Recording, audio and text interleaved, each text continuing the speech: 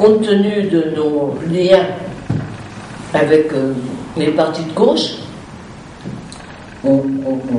et puis ce qui s'était passé en Espagne, on était à peu près certain qu'on allait perdre la guerre, que c'est au moins la perdre, pas d'une façon définitive, mais dans le moment donné de cette invasion, on savait que il n'y avait pas de solution, il fallait accepter l'occupation. Alors, il y a eu deux sortes de gens face à cette occupation. Les passifs, même trois. Les passifs qui s'en accommodaient, qui disaient les Anglais vont débarquer un de ces jours, vont faire la guerre aux Allemands, et les Allemands, il n'y a qu'à attendre gentiment ce moment-là, pas la peine de se compromettre, ni de se fatiguer, il vaut mieux s'organiser, faire un peu de marché noir, bosser comme on peut ici ou là, et puis survivre jusqu'au débarquement. Puis il y avait ceux qui disaient, oui, mais si on agit comme ça, on va être absolument dépendant de la Russie et de l'Angleterre, qui eux auront gagné la guerre. Nous, finalement, on sera considérés comme les Allemands. C'est pas possible, il faut participer à la guerre. Alors moi j'étais encore adolescente, presque, j'avais à peine 18 ans quand est arrivé le Front populaire. Et oui, il est arrivé en quelle année déjà ? 36, moi j'avais 14 ans. Donc, mais la perspective de voir mes copains pouvoir faire des études, et même moi, et puis la perspective de travailler moins longtemps, c'était quand même réjouissant. Alors, on était un petit groupe, pas très nombreux hélas, mais dans cette cité ouvrière, un groupe de 6 jeunes. J'étais la seule fille, les autres étaient des garçons, qui avons décidé de participer à cette agitation, à ce mouvement, pour une amélioration de notre vie quotidienne. Et c'est ce qu'on a fait. Alors évidemment, ça ne s'est pas passé sans dégâts. Dès que les Allemands ont occupé le territoire, on a été en danger, mais la peur ne nous a pas empêchés d'agir, et je me suis retrouvée dans un groupe d'adultes qui faisaient dérailler les trains. Alors il est évident que moi je ne faisais pas dérailler les trains, mais je portais les messages, je portais le matériel, on organisait des vols aussi d'armes, parce que naturellement on n'en avait pas, et les Allemands en avaient beaucoup, donc on profitait de circonstances un peu favorables quand il y avait une fête dans la caserne, enfin d'une occasion quelconque où on pouvait s'introduire plus facilement dans leurs repères et puis piquer ce qu'il y avait à voler, qui pouvait être aussi de l'alimentation, mais surtout des armes. Le groupe auquel j'appartenais avait édité un journal, et puis un journal clandestin bien évidemment, et puis on tirait des tracts. Alors moi je travaillais, j'allais à l'école encore, mais j'avais pris un petit travail pour gagner un peu d'argent au ravitaillement général. Alors ça, le ravitaillement général, c'était une organisation mise en place pour distribuer les tickets d'alimentation, les tickets de chaussures, les tickets de vêtements, pour répartir les biens, puisqu'il n'y avait plus grand-chose, tout était volé par les Allemands. Mais il fallait quand même bien s'habiller, quand même bien se chauffer, quand même bien se nourrir. Alors il y avait un établissement qui s'appelait le ravitaillement général et qui répartissait ce que les Allemands voulaient bien nous laisser parmi la population. Alors, moi j'allais à l'école, mais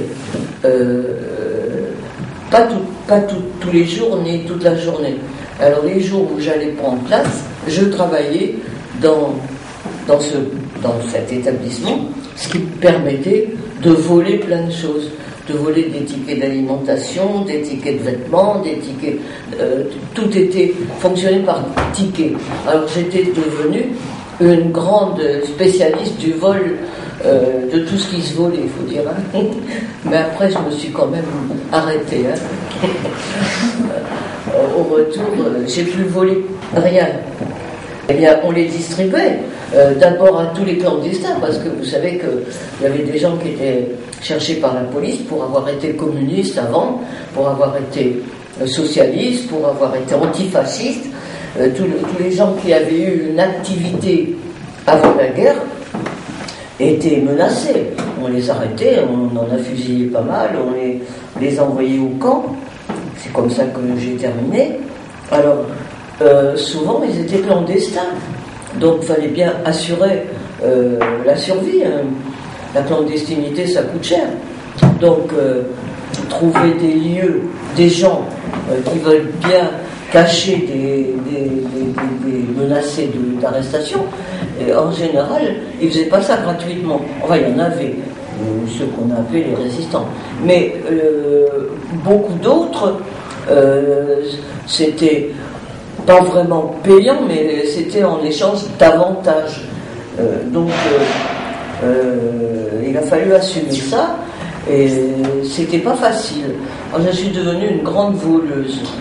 De tickets d'alimentation et de papier. Alors, pour voler les papiers, on avait des techniques. On s'introduisait dans les mairies, généralement aux heures où les gens étaient partis déjeuner, ou bien quand on pouvait le soir, mais le soir c'était pas facile parce qu'il y avait quand même un gardiennage, et donc c'était surtout dans la journée quand on pouvait se faufiler et voler tout ce qui pouvait se voler. Moi j'avais des chefs, moi j'étais une petite main. Je transportais les messages, les armes des fois. J'avais un vieux vélo bleu avec 2 sacoches de chaque côté. Il marchait quand il avait envie, mais enfin de temps en temps. Et dans mes sacoches, j'avais une tante qui avait une ferme, et une cousine aussi. Alors, la tante, je n'avais pas mise dans le coup parce qu'elle était nulle, mais ma cousine, oui. Alors, elle me refilait du matériel, de la crème fraîche, du beurre, quelque chose, des légumes.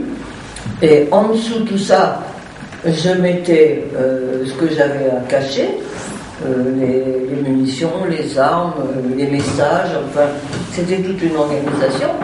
Et puis par-dessus, je mettais cette alimentation, ces trucs. Et quand j'étais naturellement toujours arrêtée par les équipes allemandes qui encerclaient le camp, et ça les faisait rire, ils disaient arc, marché noir, bon, je leur disais yaya, et puis je passais avec mon paquet de tracts ou de matériel plus dangereux au fond de mes sacoches. Je refilais ça à mes 2 copains adultes, un qui s'appelait dans la clandestinité Kléber et l'autre qu'on appelait Jean. Donc l'un s'appelait Marius Cyr et l'autre Joseph Étienne dans la réalité, mais on les appelait Kléber et Jean. Alors je leur refilais tout ce que j'avais ramassé, et puis puis la vie continuait. Vous faisiez ça souvent, ces transports à vélo? Oui, relativement. Je dis pas tous les jours, mais plusieurs fois par mois, ouais. Et puis on avait trouvé un lieu où ils avaient le long, vous savez quand, c'est au bord de l'Orne. Et l'Orne, il y a aussi le canal. Et entre les deux, il y a un espace. Et là, les Allemands avaient planqué plein de choses. Et on les volait. Alors, pour les voler, il fallait un petit peu d'aide. On ne pouvait pas faire tout à 2. Alors, on se retrouvait à 5-6. C'est comme ça d'ailleurs que ça s'est mal terminé, parce qu'il y en a un qui a été arrêté à la sortie de ce truc-là. On se retrouvait à quelques-uns, et puis les uns. Alors, on avait toute une organisation de planquage, on appelait ça se planquer, de position sur le pont dans le lieu où on volait, enfin, toute une organisation pour essayer de faire notre travail avec le moins de dégâts possible. Et on y a réussi longtemps, hein, parce que quand même, j'ai été arrêté seulement en 1943. Donc ça a fait un bon bout de temps où on les a titillés, on leur a cassé les pieds. Alors il y a eu des affiches partout en disant que s'ils ne trouvaient pas les coupables, ils arrêteraient les familles. Alors moi, ça m'a valu naturellement un grand drame chez ma mère. Elle a prévenu toute sa famille. J'ai eu une convocation familiale où on m'a dit que si je mettais ma famille en danger, ils seraient dans l'obligation de me dénoncer. Remarquez, quand on est revenu, ils m'ont fait de belles fêtes quand même, avec plein de belles fleurs. Ils ont compensé. Oui, je m'appelais Annick. J'ai d'ailleurs été arrêtée, condamnée avec ce patronyme, Gisèle maudite Annick, et ils m'appelaient tous Annick. Et j'ai porté ce nom pendant pratiquement toute la guerre. Juste une fois, j'ai participé à un attentat. C'est-à-dire qu'avec un gros revolver dont j'avais une frousse pas possible, j'étais là, mon copain m'avait dit tu te mets là, et tu fais telle et telle chose en cas de malheur.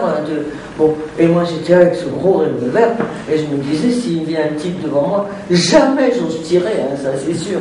Donc c'est pas comme ça tuer un mec, même un Allemand, c'est pas possible. Alors j'étais là tremblante, pendant ce temps-là il faisait son boulot. Bon, il est revenu, il s'était rien passé. Alors on est repartis tous les deux, et puis au bout d'un moment, paf, on a entendu que ça. On était encore sur le pont, alors on a joué les effarés, il y avait des Allemands, on leur a dit mais qu'est-ce que c'est? Alors ils nous ont pris pour des amoureux lambda, et on est passé comme ça, après avoir fait sauter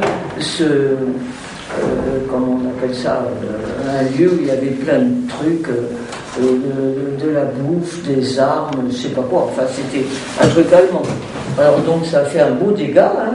Le lendemain on a eu droit à des articles dans la presse pour critiquer en disant que c'était idiot, que ça mettait la population en danger, etc. Mais c'est grâce à ça que, après à la libération, on a compté dans les 4 grands. S'il n'y avait pas eu la résistance, on n'aurait pas été, on n'aurait pas eu la position qu'on a eue